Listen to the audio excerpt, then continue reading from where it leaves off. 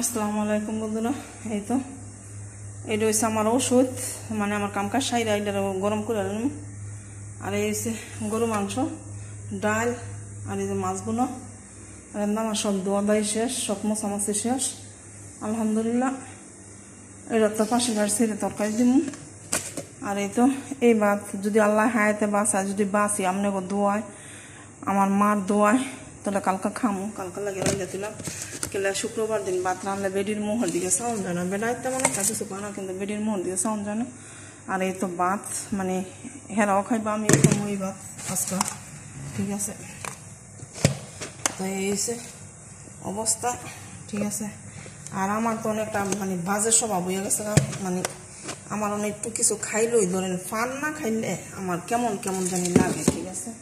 এই হচ্ছে মেন সমস্যা, ঠিক আছে। তো একটা পানি একটা গ্লাস পানি খাইয়া পরে কাপড় চাপড় দিয়ে আয়রন করতে পারলে একটা ফেরা আমার শেষ। পরে আমরা ছাগলের গোষ্ঠ অস্ত অস্ত হইতে থাক, আমি আমরা কাপড় চাপড় দিয়ে আইনা আয়রন করলে, তেমন একটা কাপড় না, তারপরও দিয়ে দিয়ে আইনা আয়রন করলে, ঠিক আছে।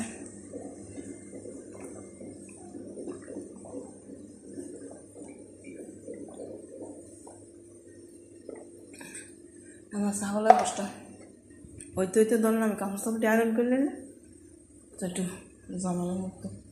আর এখন তো আমি সব কিছু রেডি করে দিয়েছি। আর ফ্রিজ তো আজকে পরিষ্কার আছে, ফ্রিজ মশলা সবাই আজকে পরিষ্কার আছে, যত কালকা করছি, ঠিক আছে। তো চলে আমি কাপড় চাপড় দিলে এটা আপনাগুলোকে শেয়ার করি, ঠিক আছে। কাপড় চাপড়ে ভিডিওটা কাপড় চাপড় দিলে করি, পরে তো আবার কাপড় চাপড় দিয়ে আয়রন করলে আমার একটা ফের আমার তাতে নেমে গেল, ঠিক আছে। কাপড় চাপড়ের টেনশন হচ্ছে বড় টেনশন। আমরা 30 দিন কাপড় ধোয়া আছে, ঠিক আছে। তাই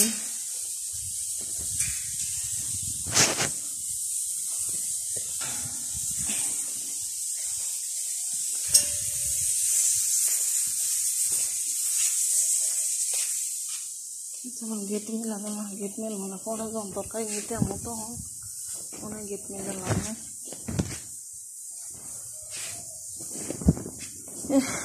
গেলে না বুঝবো না।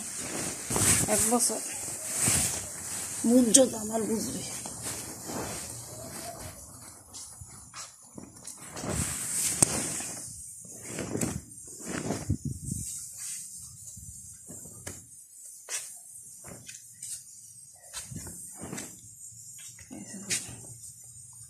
আমি না হাদা গাছ ছিল, গাছ ছিল ছুটবো না।